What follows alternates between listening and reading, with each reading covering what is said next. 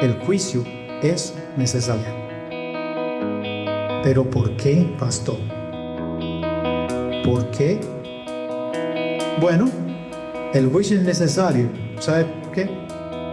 Porque trae salvación.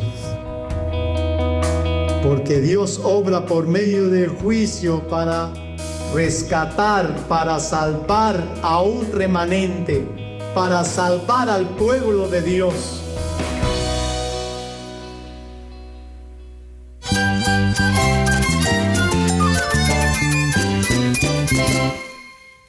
Cristo es mi todo. Cristo es el Rey del universo, es quien guía nuestras vidas. Él es grande y amoroso. Él es real. Solamente Jesucristo es nuestro Señor y Salvador. Es mi guía quien me fortalece. En Cristo Jesús hay esperanza, hay paz. Y nuestro Dios es un Dios de rescate. Estás escuchando El Faro de Redención. Cristo desde toda la Biblia, para toda Cuba y para todo el mundo. Hola, soy el pastor Dani Rojas, el director y locutor del Faro de Redención. Gracias por acompañarme hoy. Volvemos hoy en una serie recurrente titulada Predicaciones desde Cuba, y esta semana vamos a estar presentando sermones de nuestros queridos amigos y pastores en Cuba. Si has escuchado El Faro por un tiempo, ya la conoces.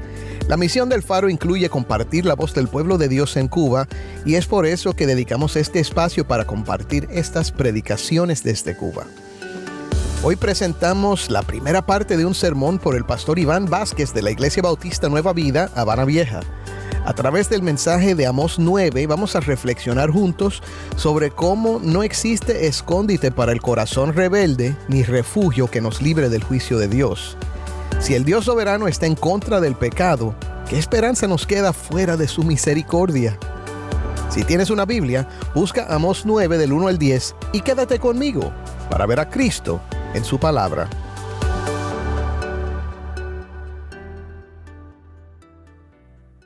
Vamos primero a nuestro segmento de preguntas y respuestas. Cada lunes contestamos una pregunta que recibimos de nuestra audiencia. Esta pregunta llegó por Jorgito a través de WhatsApp. Jorgito pregunta respecto a la creación. En principio creó Dios los cielos y la tierra. Ahora, según Moisés, no había orden y las tinieblas lo cubrían todo. Había un caos. ¿Ese desorden fue el inicio de la creación en la cual Dios le da orden por medio de su palabra, o es producto de, como he leído en algunos artículos, la guerra angelical donde cae Satanás? Buena pregunta. Para contestarla vamos con el pastor Uziel Abreu desde Bauta, Cuba. Buenas tardes, Jojito. Bendiciones, mi hermano. Mira, qué buen texto este de Génesis. Lo que mencionas sobre la postura que algunos asumen del aparente, entre comillas, caos. Mira, ese caos que algunos mencionan como provocado por la caída de Satanás, en teología se conoce como la teoría de la brecha. Esta teoría defiende que existe un espacio de tiempo entre el verso 1 y el verso 2 de Génesis, y asumen esto cayendo en dos errores fundamentalmente. El primero, asumir que la caída de Satanás está en este momento. Es mucho más coherente entender la caída de Satanás a la luz del plan redentor en Génesis 3, justo antes de que hiciera caer al hombre. Esto es mucho más consistente con los hechos y el desarrollo bíblico de la caída, y también soportado por textos que describen acerca de Satanás, como es el caso de Ezequiel 28, que en Ezequiel 28 se menciona claramente que Satanás, haciendo como una tipología con el rey de Tiro, estaba en Edén y cuidaba y protegía, entre otras cosas, el jardín junto al hombre que había sido creado. También colabora a este error de la teoría de la brecha el no entender literariamente el verso de Génesis 1 como un prólogo o una breve síntesis. Mira, Génesis 1 es un poema en el cual, como era común para los hebreos, se daba un breve resumen o prólogo y después se desarrollaba en el resto del texto ofreciendo los detalles de lo antes mencionado de manera general. Siendo así, entendido entonces, el verso 1 anuncia la creación de los cielos y la tierra. Recuerda que dice, en el principio creó Dios los cielos y la tierra. Y del 2 al 31 se describe en detalle ese hecho. Error número 2, un mal entendimiento de la palabra tohu en hebreo, que algunas versiones traducen sin orden o desordenada. Y aquí aprovecharé para tocar mi opinión personal respecto a la primera postura de caos que mencionas junto a lo que te mencioné de la teoría de la brecha. Mira, este adjetivo, tohu, tiene algunas raíces o significados. Entre ellos también puede traducirse, mucho más apegado a la raíz primaria, como desolada. No solo como desordenada, sino también otra posible traducción, y personalmente creo que es mejor, es desolada. Y lo considero una mejor traducción teniendo en cuenta no solo lo conveniente que resulta en su unión con el segundo adjetivo, vacía, sino también lo coherente de su construcción gramatical en el hebreo y su aporte en el sentido poético. Te mencioné que Génesis 1 es un poema y este verso tiene incluso hasta una melodía. Se traduciría entonces en hebreo tohu vavohu, y eso es como melodioso en sentido poético. Por no mencionar que es más coherente con el hecho mismo de que es muy difícil explicarnos cómo puede estar en desorden o en caos, entre comillas, algo que está vacío. Algo que está vacío no puede estar desordenado. Pudiera entonces pensarse mejor, refiriéndonos al momento literal de la creación, que hasta el momento existía nuestro planeta cubierto de agua y solo esa era su constitución. La teoría de la brecha ubica la caída de Satanás entre el 1 y el 2, asumiendo entonces que fue él quien creó ese caos o desorden, el cual Dios luego endereza en el resto de la historia del capítulo 1. Personalmente eso yo no lo creo. Es más consistente con el relato entender y asumir que la tierra estaba desolada y no desordenada. Pues es incluso más coherente con la literatura hebrea encontrar una repetición para enfatizar un punto. O sea, desolada responde mejor a que se repita luego con el concepto de nuevo de vacía. Además, en el resto del relato vemos claramente que la creación se presenta y se describe en perfecto orden. Se crean los grandes espacios, tierras, mares y cielos, y luego se les llena con los astros, las plantas y los seres vivos. No hay ni un indicio en el resto del relato que comunique caos para mí. Además, podemos asumir como ilógico que Dios, en sintonía con sus atributos, cree en caos y que necesite ordenar algo que creó después desordenadamente. Así también podemos entender que el caos sí entró al mundo por la caída a partir de Génesis 3 y el pecado con la consecuente corrupción de todo lo creado. Jorgito, finalizando, personalmente asumo que es una mejor traducción desolada y vacía, como bien traducen algunas versiones, por ejemplo, como la Biblia textual, por lo coherente con el resto del relato y el adjetivo que le acompaña. También asumo que Dios creó todo en perfecto orden, en coherencia con su persona. Él es Dios perfecto. El resto de sus atributos y el cierre de cada nivel de lo creado. Termina siempre diciendo cada día, y vio Dios que era bueno, dando ese matiz a todo el relato. Por último, es más consecuente con el resto de las escrituras ubicar la caída de Satanás en Génesis 3, donde luego hace caer al hombre. Eso también derrumba la teoría de la brecha. Discúlpame, mi hermano, por los tecnicismos, es que yo creo que son muy necesarios en esta respuesta. Intenté ser lo más sencillo posible. Bendiciones y un abrazo, Jorgito. Gracias, Suciel, y gracias, Jorgito, por hacer la pregunta. El lunes que viene contestaremos otra pregunta, así que si tienes algo que quieres saber acerca de la Biblia, la teología o la vida cristiana, puedes enviar tu pregunta por Instagram, Facebook o nuestros canales de Telegram y WhatsApp. Y también por WhatsApp al número 1-909-237-8762. De nuevo, 1-909-237-8762. Grábala para que podamos oír esa pregunta en tu voz.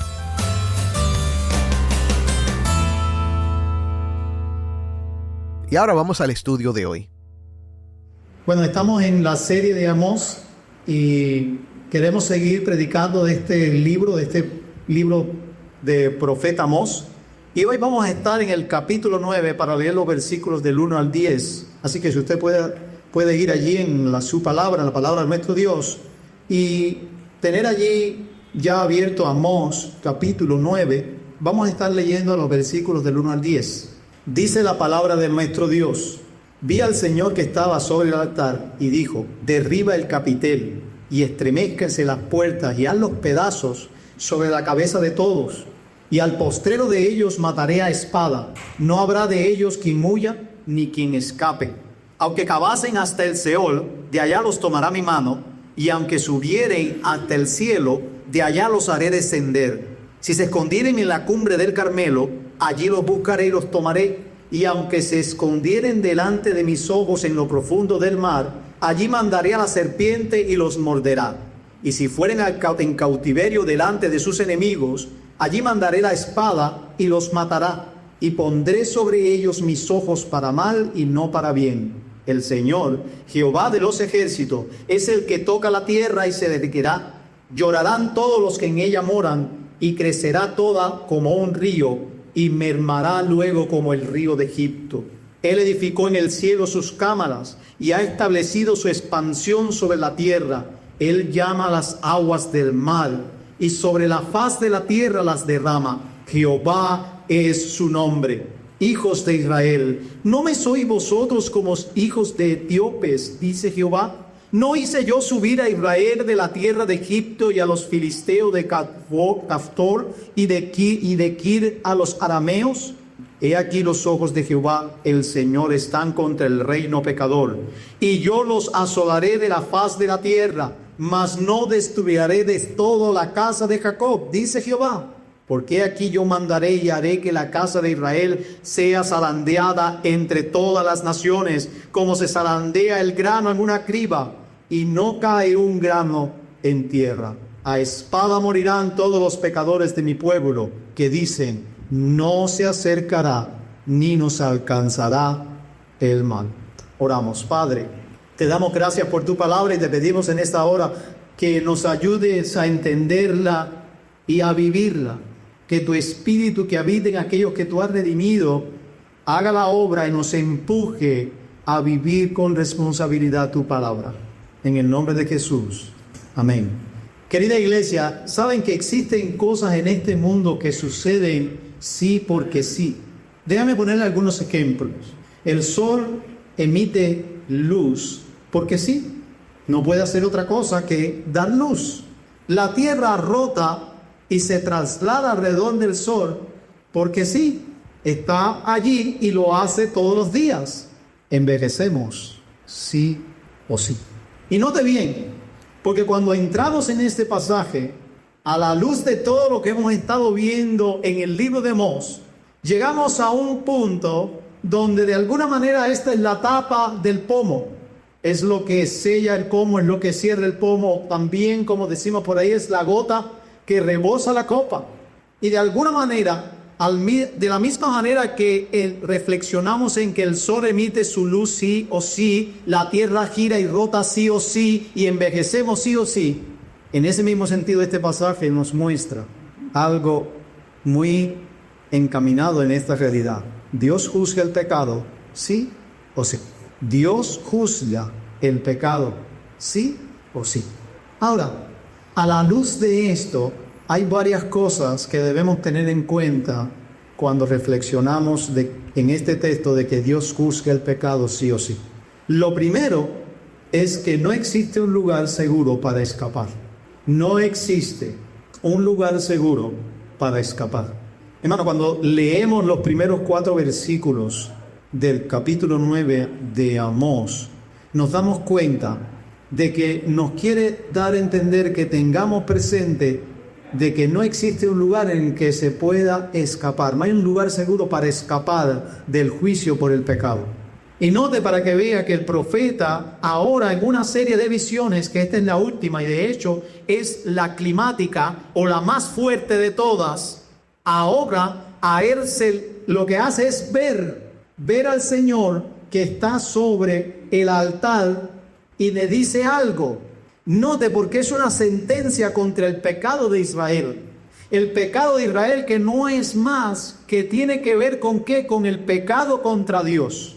Si algo puede ahora mostrar el profeta una vez más al pueblo, es que el gran pecado de Israel es un pecado que tiene que ver con la lealtad a Dios, que tiene que ver con la confianza en Dios, porque ha mostrado que es un pueblo idólatra y que es un pueblo que se ha olvidado de Dios. Pero lo más interesante es que lo ha hecho haciendo las cosas para Dios. Saben que en el tiempo en que Amós ministra, Jeroboam ha estado en el reinado y ha hecho una serie de reformas de alguna manera para conveniencia política. Ha traído becerros, los ha establecido en el norte, ha ensanchado el territorio de Israel, ha tenido poderío militar y ha usado la adoración, el centro de Israel, para fines políticos. Por eso ha establecido un sacerdocio, por eso habla de tener, incluso se muestra en contexto anterior de este pasaje, vemos cómo Amasías es allí como uno de sus sacerdotes. Hermanos, Jeroboam ha hecho que Israel se olvide de Dios, supuestamente buscando a Dios. Todo gira en torno a que Israel ha establecido una adoración falsa. Por eso el profeta en otros textos dice: vayan a Betel y prevariquen o pequen, hagan todo lo que hacen, ofrézcanme en ofrenda, sacrificio. Eso es lo que les place a ustedes, pero ninguno de ellos y ninguna de ellas Dios las acepta. Y ahora llegamos aquí y hay una sentencia contra la idolatría. Hay una sentencia contra este pueblo que ha sido idólatra y ha manifestado esa idolatría al adorar becerros, pero también de manera más sutil al olvidarse de Dios, al olvidarse de su pueblo. Cuando han maltratado al prójimo, cuando no lo han podido, no le han provisto para sus necesidades, cuando lo han usado para sus propias riquezas. Recuerden en Amós, algo que se repite mucho es que venden al pobre por un par de zapatos, la justicia está carente, no está allí, hacen del mercado un negocio. Y saben, toda esta imagen destruye eso, que los capiteles caigan. La imagen es: destruye ese santuario y que caiga y mate a todo el mundo. Una alusión a que ahora Amós está siendo una especie de juez sobre Israel, como lo hizo Sansón en el tiempo de los jueces, donde destruye las columnas del templo y el templo cae sobre los filisteos. De alguna manera, ahora está trayendo Dios esta imagen para decirte: se van a acabar los enemigos. Ahora Israel es el enemigo de Dios por su idolatría. Y miren ahora qué fuerte ocurre esta destrucción. No hay un lugar seguro donde escapar de este juicio. Note, no vale la pena huir, no vale la pena refugiarse. El que huye no va a poder, y el que escape tampoco. No va a haber. Y lo que nos deja ver claramente para nosotros que estamos leyendo es que es sin escapatoria, es sin salida, es sin refugio. Note las frases de contraste para decirte de estos lugares que para ese tiempo, inclusive para el nuestro, es los lugares más seguros supuestamente. Seol, cielo. Seol, lugar o morada de los muertos, donde supuestamente se creía que al morir uno iba en el Antiguo Testamento y ya reposado de todos sus deberes y de todas sus cosas. Allí no nos va a acoger el Señor. Cielo, lugar también lugar de los dioses, lugar de la morada de Dios y demás, tampoco allí nos van a tocar. Y allí no van a poder hacer nada con nosotros.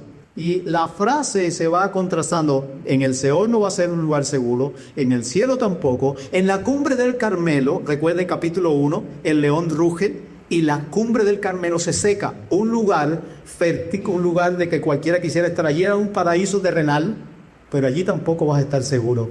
Ni tampoco en la profundidad del mar. Incluso se torna más difícil cuando dice que cuando van al cautiverio, el salir del lugar pudiera ser que Israel pensara que al ser expulsados iban a escapar también. Pero dice que la espada los iba a alcanzar también. Hermanos, el punto es claro.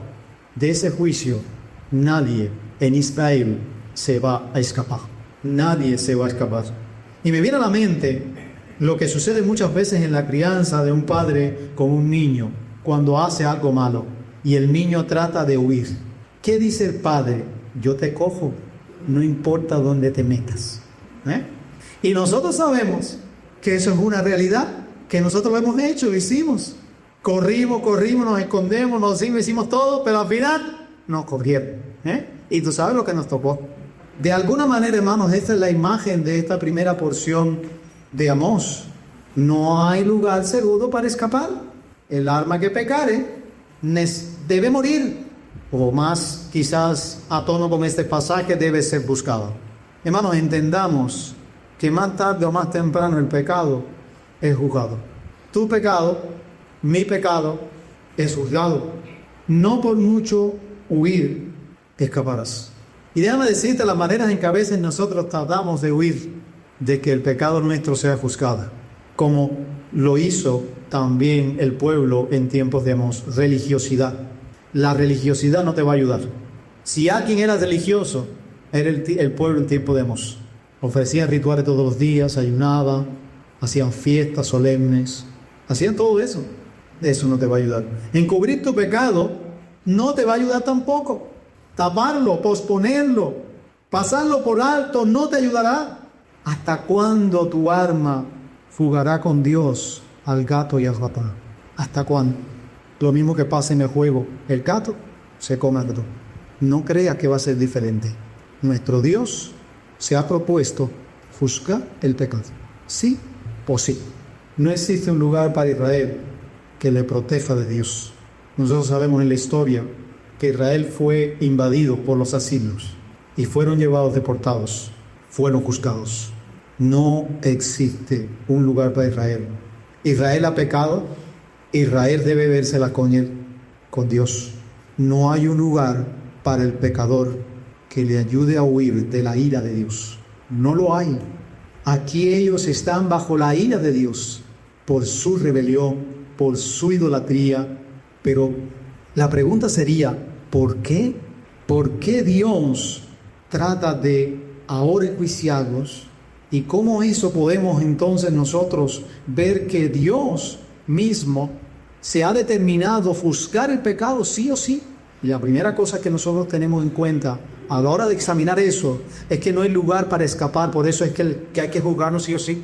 Pero también lo segundo es mucho más fuerte que lo primero, y es porque Él es el Todopoderoso quien está en contra del pecado. Por eso tiene que juzgarlo, porque el pecado es contra la naturaleza de Dios. La segunda estrofa de este poema, los versos 5 y 6, nos dejan ver que es el Todopoderoso, el soberano, el temible Dios, quien está en contra del pecado. ¿Saben? La ignorancia más grande de la humanidad y del hombre es no conocer a Dios, no saber quién es Él, no conocer su carácter. Israel para este tiempo se había olvidado de quién era Dios. Por lo que vemos aquí se presenta como el Todopoderoso, o como dicen sus versiones, el Señor de los ejércitos. Y note, para que vean con la idea del Todopoderoso cómo vincula la idea de potencia, de poder, de dominio, de autoridad. Toca la tierra y ésta se derrite. Una imagen clara de poder, pero un poder que excede a nuestra forma de comprensión, pero que va más allá para decirnos: nada puede interponérsele a este Dios poderoso. Toca la tierra y se derrite. Una referencia también a la tierra en el primer capítulo con el terremoto. Estas visiones que Amós recibe fue 2 años antes del terremoto. Porque es Dios quien hace estas cosas, es Dios que toca la tierra, que hace esto y que ocurre desastre sobre la tierra. Pero también exalta de la persona de Dios, la soberanía de Dios. Dios está sobre todo, el cielo, la tierra, sobre todas las cosas. Note cómo dice en su segunda parte: Él edificó en el cielo sus cámaras y ha establecido su expansión sobre la tierra. Una referencia claramente a Génesis, cuando Él crea todo lo que existe. Él es el soberano, incluso no está sujeto a estas cosas que ha creado, sino que está por encima de ellas. Y al mismo tiempo es capaz de involucrarse para con nosotros. Pero ese es el Dios soberano. Y miren cómo habla de que llama las aguas y las derrama también, como el Nilo. Otra referencia del Amós de juicio con respecto al diluvio, como Dios en Génesis hizo que el diluvio llegara y acabara con la maldad, acabara con el pecado de aquel entonces que había llegado ya a sus narices. Y esa expresión, la imagen de juicio, a través de usar el río y el Nilo, que interesantemente el Nilo en la actualidad pasa aproximadamente, atraviesa 10 países y es uno de los ríos en el mundo de caudal más grande, que cuando crece lo que está en su alrededor es arrasado. Ellos sabían lo que estaba diciendo el profeta cuando decía: Dios hace esto, Dios hace esto, mis hermanos. Miren, una cosa es que nuestro vecino esté en nuestra contra y otra que un presidente lo esté. Ahora imagínate, y permítame decirte que más poderoso que un presidente y quien está en contra del pecado, Dios. Es el Dios soberano, temible, creador de todo, sustentador de todo lo que existe. ¿A qué nos puede llevar eso? Temamos al Señor. Él puede matar al hombre, y no solo matar al hombre, sino que puede echar su alma en el infierno. Lo puede hacer. Así que más vale que si estás dormido, despiertes y te percates del carácter de Dios. Más vale que entiendas quién es Dios y cómo Él se aira contra el pecado.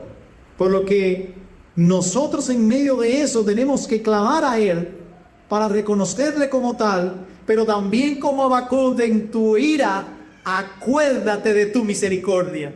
En tu enojo, pero no podemos minimizar a nuestro Dios. El temor, el asombro ante la persona de nuestro Dios debe inundar nuestra mente, nuestro corazón, nuestra alma y todo nuestro ser para saber quién es el que está en contra de aquellos que hacemos que no está alineado con su voluntad. Así que si estás pecando y no te ha pasado nada, no creas que Dios no está en tu contra. Quizás hay alguien esta mañana que sencillamente ha estado pecando y sencillamente lo hace porque no ha conocido a Dios y sigue así. Déjame decirte que no te pase nada ahora mismo no significa que Dios no esté en su contra. No esté en tu contra. Lo que Dios te está mostrando es que tiene gracia para contigo hasta este punto. Pero puede llegar un momento como el tiempo de Amós que ya no más y que se haya determinado de la destrucción para tu vida. Porque Él es un Dios santo, porque Él es un Dios soberano. Soy el pastor Dani Rojas y esto es el Faro de Redención. Hoy presentamos la primera parte de un sermón por el pastor Iván Vázquez y mañana vamos a continuar con la segunda parte. Mi hermano, si hoy estás escuchando esta palabra y te das cuenta que has estado huyendo, escondiéndote, envolviéndote en rituales vacíos o confiando en lo que a ti te parece justo, quiero que sepas algo. No hay lugar donde puedas escapar del juicio de Dios. El mensaje de Amós es tan claro como el sol que alumbra sin pedir permiso. Dios juzga el pecado sí o sí. No hay rincón en el cielo, ni en el mar, ni en la religión, ni en la cultura, ni en tu propia razón donde puedas refugiarte. Pero escucha bien, el mismo Dios que juzga es el Dios que también salva. Hoy, mientras aún escuchas su voz, no endurezcas tu corazón. Ven a Cristo, el único refugio verdadero. Él es poderoso para salvar. Créelo. Amén.